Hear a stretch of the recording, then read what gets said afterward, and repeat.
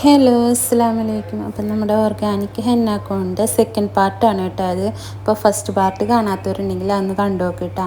അപ്പം നമ്മൾ ഇനിയിപ്പോൾ അടുത്തത് നമുക്ക് ഈ കോൺ റോൾ ചെയ്യുന്നത് എങ്ങനെയാണെന്ന് നോക്കാം കേട്ടോ.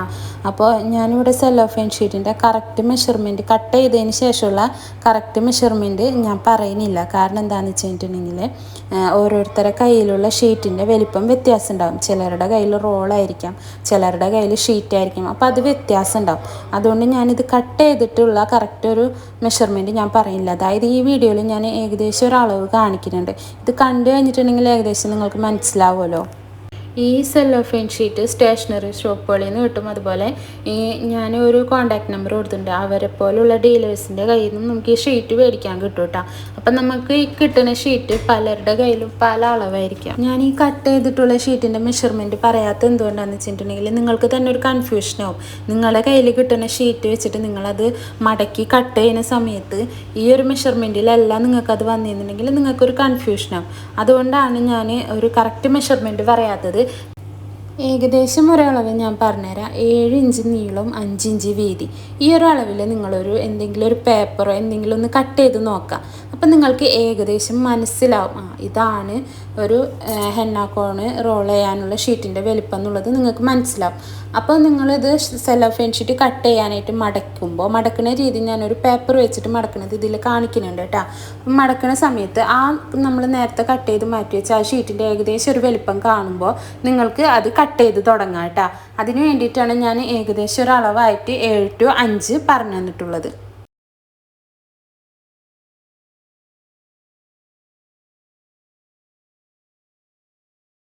ഞാനിപ്പോൾ ഒരു പേപ്പറിൽ ഈ സെല്ലോഫെയിൻ ഷീറ്റ് കട്ട് ചെയ്യാനായിട്ട് മടക്കുന്ന രീതി കാണിക്കുന്നുണ്ട് കേട്ടോ. ഇതുപോലെ ഇതിപ്പോൾ ഒരു ഷീറ്റാണെന്ന് വിചാരിക്കുക, അല്ലെങ്കിൽ റോളാണെങ്കിൽ അത് ഫുള്ളായിട്ട് നിവർത്തിയിട്ടുള്ളതാണെന്ന് വിചാരിക്കുക. അത് ഇതുപോലെ നേരയ്ക്കൊന്ന് മടക്കി കൊടുക്കാം. അത് കഴിഞ്ഞിട്ട് അത് ഈ കാണുന്നത് പോലെ ഒന്നും കൂടെ ഒന്ന് മടക്കി കൊടുക്കാം. ഇത് മടക്കുന്ന സമയത്ത് കറക്റ്റായിട്ട് വെക്കാൻ നോക്കണം കേട്ടോ. അങ്ങോട്ടോ ഇങ്ങോട്ടോ തെറ്റരുത്. ഷീറ്റ് കട്ട് ചെയ്തെടുക്കാൻ ഇച്ചിരി പ്രയാസമാണ്. ആ സമയത്ത് കറക്റ്റ് അളവിൽ തന്നെ വെട്ടാൻ നോക്കാം കേട്ടോ. ഞാൻ ഇതിൽ കാണിച്ചിരിക്കുന്ന പോലെ തന്നെ ഷീറ്റ് മടക്കാം. ഇപ്പം ഞാനിവിടെ വെച്ച് നിർത്തി. അപ്പം നമ്മൾ നേരത്തെ ഒരു 7 to 5 കട്ട് ചെയ്ത് വെച്ചിട്ടില്ലേ, ഏകദേശമായ ഒരളവിലാണ് ഈ ഷീറ്റ് എന്നുണ്ടെങ്കിൽ നമുക്ക് എന്ത് ചെയ്യാം, ഈ മടങ്ങിയിരിക്കുന്ന ഭാഗില്ലേ അവിടെ നമുക്ക് ബ്ലേഡ് വെച്ചിട്ടോ അല്ലെങ്കിൽ കത്തി വെച്ചിട്ടോ കട്ട് ചെയ്ത് കൊടുക്കാം, അല്ലെങ്കിൽ കത്രിക വെച്ചിട്ടോ കട്ട് ചെയ്ത് കൊടുക്കാം. ഈ മടക്ക് നിവർത്തണ്ട കേട്ടോ. ഏറ്റവും നല്ലത് കത്തിയോ അല്ലെങ്കിൽ ബ്ലേഡോ വെച്ച് ചെയ്യുന്നതാണ്. ആ മടങ്ങിയിരിക്കുന്ന ഭാഗത്ത് കൂടെ ജസ്റ്റ് ഒന്നിങ്ങനെ കട്ട് ചെയ്ത് കൊടുക്കാം. നിവർത്തിയിട്ട് കട്ട് ചെയ്യുമ്പോൾ ചിലപ്പോൾ അങ്ങോട്ടും ഇങ്ങോട്ടും മാറാൻ സാധ്യതയുണ്ട്. ഞാനിതിൽ എത്ര മടക്കാണോ മടക്കിയേക്കണം അത്രയും മടക്കല്ല കേട്ടോ വരുന്നത്. ആ ഒരു ഷീറ്റിന് നമ്മൾ ഉദ്ദേശിച്ച അളവ് കിട്ടണ വരെ ഞാൻ ഈ മടക്കി കാണിച്ച പോലെ മടക്കിക്കൊണ്ടിരിക്കണം കേട്ടോ. നിങ്ങൾക്ക് ഏകദേശം ഈ സെല്ലോഫെയിൻ ഷീറ്റ് കട്ട് ചെയ്യേണ്ട ഒരു ഇത് മനസ്സിലായെന്ന് ഞാൻ വിചാരിക്കുന്നത്. ഇനി അഥവാ മനസ്സിലായിട്ടില്ല എന്നുണ്ടെങ്കിൽ ഞാൻ ഇത് മാത്രമായിട്ടൊരു വീഡിയോ ഇടണമെന്നുണ്ടെങ്കിൽ നിങ്ങൾ പറഞ്ഞാൽ മതി കേട്ടോ. ഇനി ഈ ഷീറ്റ് നമുക്കൊന്ന് റോൾ ചെയ്തെടുക്കണം. അതിന് വേണ്ടിയിട്ട് ഷീറ്റിൻ്റെ 1/3 ഭാഗം വരുന്ന സ്ഥലത്ത് കൈ വെച്ചിട്ട് മറ്റേ കൈ കൊണ്ട് നമ്മൾ ഉള്ളിലേക്കൊന്ന് റോൾ ചെയ്ത് കൊടുക്കാം.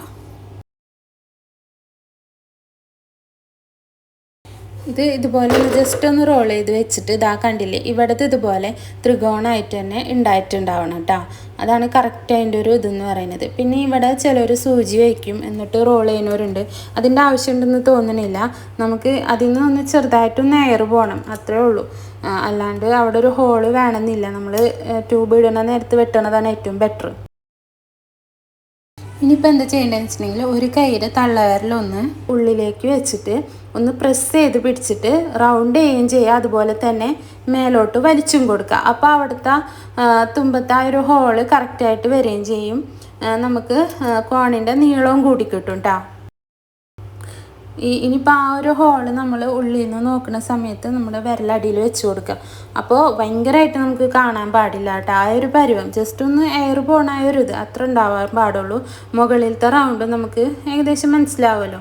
ആ ഒരു കറക്റ്റ് ആയിക്കഴിഞ്ഞിട്ടുണ്ടെങ്കിൽ നമുക്കത് നിർത്താം. ഇപ്പം നമ്മളൊക്കെ മൈലാഞ്ചി യൂസ് ചെയ്യുന്നവരല്ലേ, അപ്പോൾ ആ ഒരു ട്യൂബിൻ്റെ ആ ഒരു കറക്റ്റ് അളവ് നമുക്കറിയാമല്ലോ. ഇനിയിപ്പോൾ അത് ഈ ഒരു കോർണർ ഭാഗില്ലേ അവിടെ എന്ത് ചെയ്യാന്ന് വെച്ചിട്ടുണ്ടെങ്കിൽ ഇതേപോലെ ടാപ്പ് നമുക്ക് ഒട്ടിച്ചു കൊടുക്കാം. അവിടെ ടാപ്പ് ഒട്ടിക്കുന്ന സമയത്ത് നമ്മൾ ആ ഒരു അറ്റം ഭാഗത്ത് നല്ലോണം പ്രസ് ചെയ്ത് പിടിക്കണം കേട്ടോ. അല്ലാന്നുണ്ടെങ്കിൽ നമ്മൾ ആ ടൈറ്റ് ചെയ്ത് വെച്ചിരിക്കുന്നത് ലൂസായി പോകും. അതുകൊണ്ട് അവിടെ പ്രസ് ചെയ്ത് പിടിക്കണം. എന്നിട്ട് ഇവിടെ ടാപ്പ് ഒട്ടിച്ച് കൊടുത്തിട്ട് ഇത് പതുക്കെ ഒന്ന് ആ ഒരു ട്യൂബ് ഒന്ന് ചുറ്റി കൊടുക്കാം. അതായത് ആ ഒരു ട്യൂബിൻ്റെ ഇത് അഴയാണ്ട് പതുക്കെ ഒന്ന് ആ ഒരു ടാപ്പ് ആ ഒരു ട്യൂബിലേക്ക് ചുറ്റി കൊടുക്കാം. അപ്പോൾ അത് അതോടെ ശരിയായിട്ടുണ്ട്. ഇനിയിപ്പം നമുക്ക് ഇനി ഒരു ടാപ്പും കൂടെ ഇതുമ്മേൽ ഒട്ടിക്കാനുള്ളൂ കേട്ടോ. അപ്പോൾ ആ ഒരു ട്യൂബിൻ്റെ ആ ഒരു ഭാഗമൊക്കെ കണ്ടില്ലേ, കറക്റ്റായിട്ട് വന്നിട്ടുണ്ട്.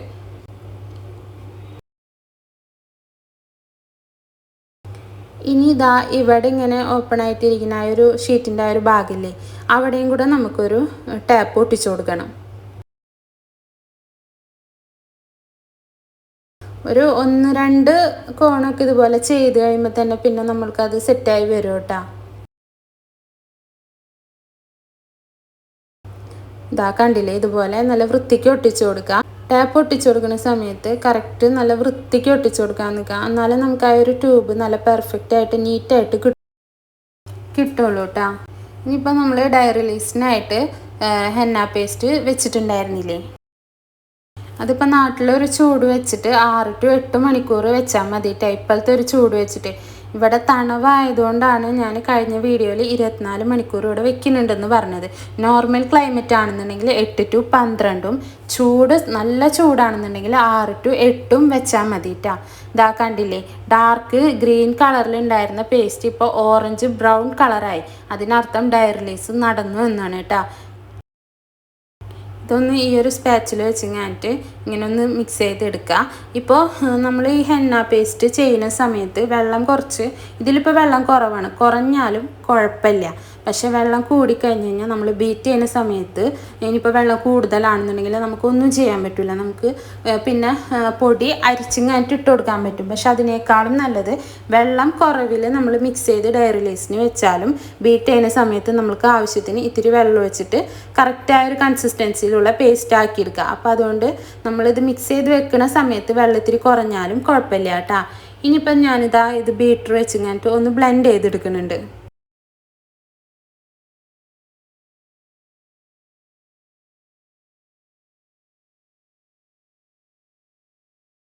അപ്പോൾ ഇതിൽ ഓൾറെഡി വെള്ളം കുറവാണ് കേട്ടോ. അപ്പം ഞാനിത് ആദ്യം ഒന്ന് നന്നായിട്ടൊന്ന് ബ്ലെൻഡ് ചെയ്തെടുത്തതിന് ശേഷം പിന്നെ ഇത്തിരി ആയിട്ട് വെള്ളം ചേർത്ത് കൊടുക്കുന്നുണ്ട് കേട്ടോ.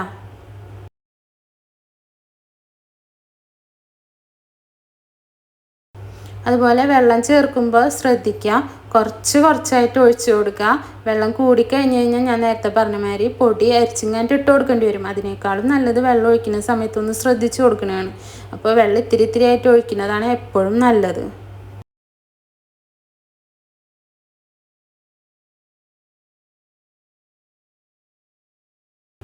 ഇത് നന്നായിട്ട് ഇങ്ങനെ ബീറ്റർ വെച്ച് ബ്ലെൻഡ് ചെയ്യുന്ന സമയത്ത് ഇതിൻ്റെ ലംസൊക്കെ നന്നായിട്ട് ഉടഞ്ഞ് തന്നെ കിട്ടും കേട്ടോ. അപ്പോൾ ചിലർ എന്താ പറയുക, മറ്റേ ഷോക്സൊക്കെ വെച്ചിങ്ങായിട്ട് ഇത് നന്നായിട്ട് ഫിൽറ്റർ ചെയ്തെടുക്കും. അതിൻ്റെ ഒന്നും ആവശ്യമില്ല. നമ്മൾ കുറച്ച് നേരം നിന്നിങ്ങായിട്ട് ബീറ്റർ വെച്ച് ബ്ലെൻഡ് ചെയ്ത് കഴിഞ്ഞിട്ടുണ്ടെങ്കിൽ ആ ലംസൊക്കെ നന്നായിട്ട് ഉടഞ്ഞിങ്ങായിട്ട് നമുക്ക് നല്ല സ്മൂത്ത് കൺസിസ്റ്റൻസിയിലുള്ള ഹെന്ന പേസ്റ്റ് കിട്ടും.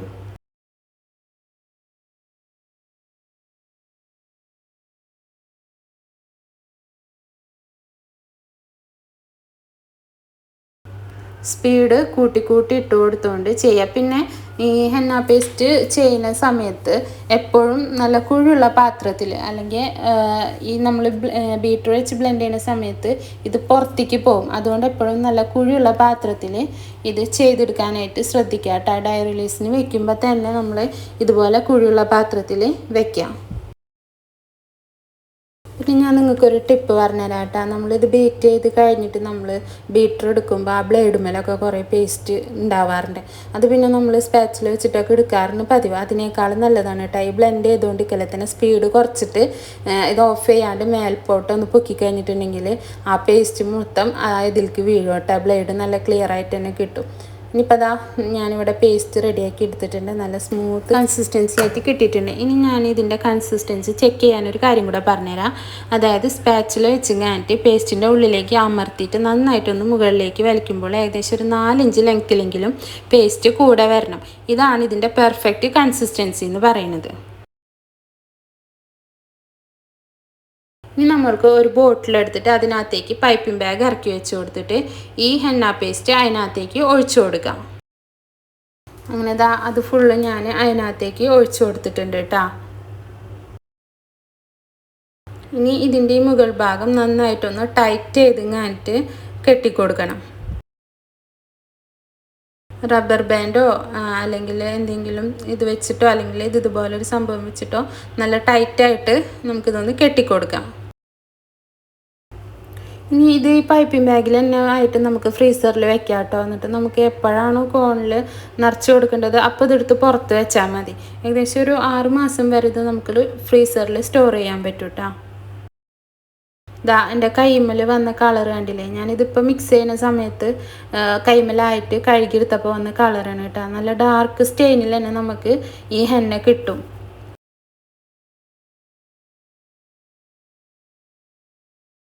ഇനി ഇത് നമുക്ക് ട്യൂബിലേക്ക് നിറച്ച് കൊടുക്കാം. ഇനി ഈ പൈപ്പിംഗ് ബാഗിൻ്റെ അറ്റത്ത് നമുക്കൊന്ന് കട്ട് ചെയ്ത് കൊടുക്കാം കേട്ടോ. ഇനി ഇത് നമുക്ക് ഓരോ കോണിലേക്കായിട്ട് ഫില്ല് ചെയ്ത് കൊടുക്കാം. അപ്പോൾ കോണിലേക്ക് ഫില്ല് ചെയ്യുന്ന സമയത്ത് പൈപ്പിംഗ് ബാഗ് മാക്സിമം കോണിൻ്റെ ഉള്ളിലേക്ക് ഇറക്കി വെച്ചിട്ട് ഇതുപോലെ ഫില്ല് ചെയ്ത് കൊടുക്കാം കേട്ടോ. ഇനി നമുക്ക് പകുതിയോളം ഇത് നിറച്ചിട്ട് ഇതിൻ്റെ വെയിറ്റ് ചെക്ക് ചെയ്യാം കേട്ടോ. അപ്പോൾ 25 to 30 ഗ്രാം ഇതിൻ്റെ ഇടയിൽ ഉള്ള വെയിറ്റിൽ കോൺ കൊടുക്കണവരുണ്ട്.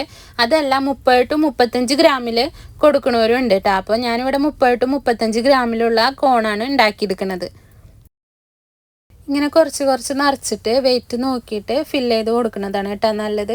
അപ്പോൾ ചിലർ 25 to 30 ഉണ്ടാവും, ചിലർ 30 to 35 ഗ്രാം ഉണ്ടാവും. അങ്ങനെ പലരും പല ഗ്രാമിലാണ് കൊടുക്കുന്നത്. അപ്പം ഞാനിവിടെ 30 to 35 ഗ്രാമിൻ്റെ ഉള്ളിലുള്ളതാണ് കേട്ടോ കൊടുക്കുന്നത്. അപ്പോൾ ഇനിയിപ്പോൾ ഞാൻ കാണിച്ച ഭാഗില്ലേ അവിടെ ഒരു സൈഡിൽ നിന്ന് മേലേക്ക് ഇങ്ങനെയും ടാപ്പ് ഒട്ടിച്ചു കൊടുക്കുക. അതുപോലെ തന്നെ മറ്റേ സൈഡിൽ നിന്ന് മേൽപോട്ട് ഇതിൽ കാണിച്ചിരിക്കുന്ന പോലെ തന്നെ ടാപ്പ് ഒട്ടിച്ചു കൊടുക്കുക കേട്ടോ. ഇങ്ങനെ ക്രോസ് ചെയ്ത് ഒട്ടിക്കുന്നത് എന്തിനാണെന്ന് വെച്ചിട്ടുണ്ടെങ്കിൽ ലീക്ക് ആവാണ്ടിരിക്കാനാണ് കേട്ടോ. ഞാൻ ഇതിൽ കാണിച്ചിരിക്കുന്ന അതുപോലെ തന്നെ ടാപ്പ് ഒട്ടിച്ചു കൊടുക്കാൻ ശ്രദ്ധിക്കുക. ഇതിലിപ്പോൾ ഞാൻ ഒട്ടിക്കുന്ന ടാപ്പിൻ്റെ എണ്ണം കൂടണമെന്ന് വെച്ചിട്ടുണ്ടെങ്കിൽ വീതി കുറഞ്ഞ ടാപ്പാണ്. ഇനിയിപ്പോൾ വീതിയുള്ള ടാപ്പ് ഉണ്ട്, ഇതിൻ്റെ തന്നെ ഇതിനേക്കാൾ ഇച്ചിരി വീതിയുള്ള ടാപ്പ് ഉണ്ട്. അതാണെങ്കിൽ ഇത്രയും എണ്ണ ഒട്ടിക്കണമെന്നില്ല കേട്ടോ. അപ്പോൾ 2 സൈഡിൽ നിന്ന് ഒട്ടിച്ചു കൊടുത്തതിന് ശേഷം നടുവിലായിട്ട് ഒരെണ്ണം ഇതുപോലെ കയറ്റി വെച്ച് ഒട്ടിച്ചു കൊടുത്തിട്ടുണ്ട്. ഇനി അതിൻ്റെ താഴെയായിട്ടൊന്നും ഒട്ടിച്ചു കൊടുക്കുന്നുണ്ട് കേട്ടോ. ഇങ്ങനെ ടാപ്പ് ഒട്ടിക്കുന്ന സമയത്ത് ചുളുങ്ങി പോവാണ്ടൊക്കെ നല്ല പെർഫെക്റ്റ് ആയിട്ട് ഒട്ടിച്ചെടുക്കുക. എന്നാലേ നമുക്ക് നല്ല നീറ്റായിട്ടുള്ള കോൺ ഉണ്ടാക്കി കിട്ടുള്ളൂ കേട്ടോ.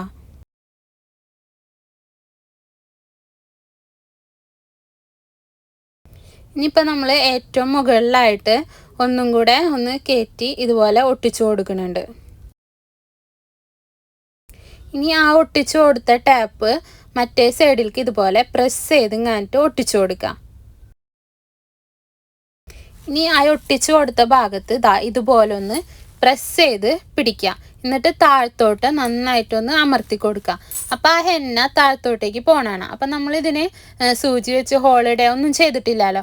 അപ്പോൾ ഇതുപോലെ ഒന്ന് പ്രസ് ചെയ്ത് കൊടുത്തിട്ടുണ്ടെങ്കിൽ ഹെന്ന താഴോട്ട് വരും കേട്ടോ. നമ്മൾ മുകളിൽ പ്രസ് ചെയ്യുമ്പോൾ ഈ തുമ്പത്തിൽ കൂടെ പുറത്തേക്ക് പോവേ അങ്ങനെയുള്ള ഒരു പ്രശ്നങ്ങളും ഇല്ല കേട്ടോ.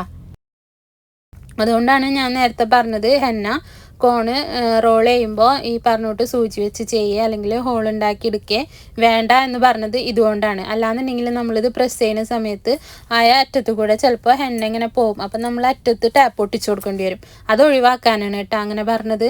ഇനിയിപ്പോൾ ഈ 2 സൈഡും ഇതുപോലെ ഉള്ളിലേക്ക് ഒന്ന് മടക്കി കൊടുക്കുക. അത് ഇതുപോലെ ഉള്ളിലേക്ക് ഇങ്ങനെ ഒന്ന് മടക്കി കൊടുത്തതിന് ശേഷം മുകളിൽ നിന്ന് ഇതുപോലെ ചെറുതായിട്ടൊന്ന് ഒരു 3 മടക്ക് ഇങ്ങനെ മടക്കി കൊടുക്കുക. 3 അല്ലെങ്കിൽ ആ ഒരു കോണൊന്ന് ടൈറ്റ് ആവണ വരെ ഒന്ന് ഉള്ളിലേക്ക് ഇതുപോലെ ഒന്ന് മടക്കി കൊടുക്കുക. അങ്ങനെ ഞാൻ മടക്കി കൊടുത്തതിന് ശേഷം അവിടെ ഒന്നിങ്ങനെ പ്രസ് ചെയ്ത് പിടിച്ചിട്ടുണ്ട്. ഇനി നമുക്ക് അവിടെ ഒരു ടാപ്പും കൂടെ ഒട്ടിച്ചു കൊടുക്കണം.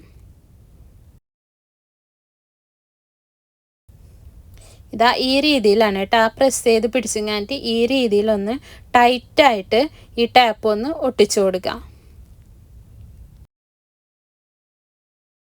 അത് കഴിഞ്ഞിട്ട് ഈ 2 സൈഡിൽ നിന്നും നമുക്ക് ഒട്ടിച്ചെടുക്കണം. അതിന് വേണ്ടിയിട്ട് ആദ്യം ഒരു സൈഡ് ഇങ്ങനെ ഉള്ളിലേക്ക് മടക്കിയിട്ട് ഒന്ന് ടൈറ്റ് ചെയ്ത് പിടിക്കാം.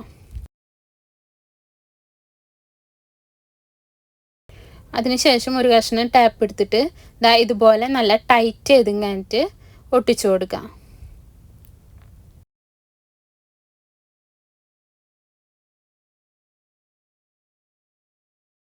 അത് കഴിഞ്ഞ് അതിൻ്റെ ഓപ്പോസിറ്റ് സൈഡിൽ നിന്നും ഇതുപോലെ ഉള്ളിലേക്ക് പ്രസ് ചെയ്ത് മടക്കി കൊടുത്തതിന് ശേഷം ആ സൈഡിൽ നിന്നും ടാപ്പ് ഇതുപോലെ ഒട്ടിച്ചു കൊടുക്കാം.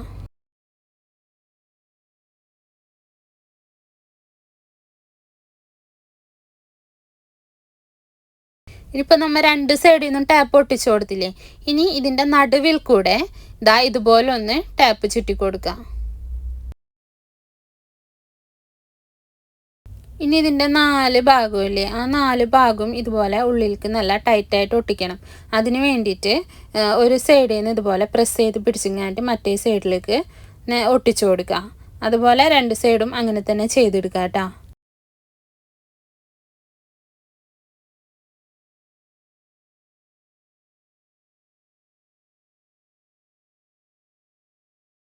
ഇപ്പോൾ ഇതാ കണ്ടില്ലേ എത്രത്തോളം നീറ്റായിട്ടാണ് ഇത് കിട്ടിയേക്കുന്നത്. ഒരു തരി പോലും ലീക്ക് ആവില്ല കേട്ടോ. അത് ഈ രീതിയിൽ തന്നെ ഒട്ടിച്ചു കൊടുക്കാനായിട്ട് ശ്രദ്ധിക്കാം. ഇതിനകത്ത് ഞാൻ ഈ ട്യൂബ് സെല്ലോ ടാപ്പ് ഒട്ടിക്കുന്നത് കാണിച്ചിരിക്കുന്നത് അതുപോലെ തന്നെ നിങ്ങൾ ഒട്ടിച്ചു കൊടുക്കുകയാണെന്നുണ്ടെങ്കിൽ ഒരു തരി പോലും ലീക്ക് ആവാണ്ട് നമുക്ക് ട്യൂബ് ഉണ്ടാക്കിയെടുക്കാൻ പറ്റും. ഞാൻ ഇതിൻ്റെ മുകളിൽ കൂടെ റൗണ്ട് ചെയ്ത് കഴിഞ്ഞിട്ട് ഒന്നും കൂടെ ഒന്ന് സെല്ലോ ടാപ്പ് ഒട്ടിച്ചു കൊടുക്കും. ഇപ്പം നമ്മൾ ഇതുമ്പോൾ സ്റ്റിക്കർ ഒട്ടിക്കുന്നുണ്ടെന്നുണ്ടെങ്കിൽ സ്റ്റിക്കറിൻ്റെ മുകളിൽ കൂടെയും സെല്ലോ ടാപ്പ് ഒട്ടിച്ചു കൊടുക്കുന്നത് നല്ലതായിരിക്കുള്ളൂ. കാരണം നമ്മളിത് ഫ്രീസറിൽ വെക്കണതല്ലേ. അപ്പോൾ ഇത്രേ ഉള്ളൂ കേട്ടോ നമുക്കൊരു ഹെന്ന കോൺ ഉണ്ടാക്കിയെടുക്കാനായിട്ട്. ഇനിയിപ്പം ഞാൻ ഒരു കാര്യം കൂടെ പറഞ്ഞുതരാം. നമ്മൾ ഈ ഹെന്ന കോൺ നിറയ്ക്കുന്ന സമയത്ത് ഇതുപോലെ ഒരു ഗ്ലാസ്സോ അല്ലെങ്കിൽ എന്തെങ്കിലും ഒരു പാത്രം അടുത്ത് വയ്ക്കുക. എന്നിട്ട് ഇതുപോലെ കോണ് നിറച്ചതിന് ശേഷം അതിനകത്തേക്ക് എല്ലാം വെച്ച് കൊടുത്തിട്ട് ലാസ്റ്റ് ഒട്ടിക്കാൻ നിൽക്കുന്നതാണ് കേട്ടോ ഒന്നും കൂടെ എളുപ്പം. ഓരോന്നും ഫില്ല് ചെയ്ത് കഴിഞ്ഞിട്ട് ഒട്ടിക്കുന്നതിനേക്കാളും എളുപ്പം കുറച്ച് ഉണ്ടാക്കി ഇതുപോലെ വെച്ചതിന് ശേഷം ഒട്ടിച്ചു കൊടുക്കാനായിട്ട് ഇരിക്കുക. അങ്ങനെ ചെയ്യുന്നതാണ് ഒന്നും കൂടെ നല്ലത്. നിങ്ങൾക്ക് ഈ വീഡിയോ ഉപകാരപ്രദമായെന്ന് വിശ്വസിക്കുന്നു.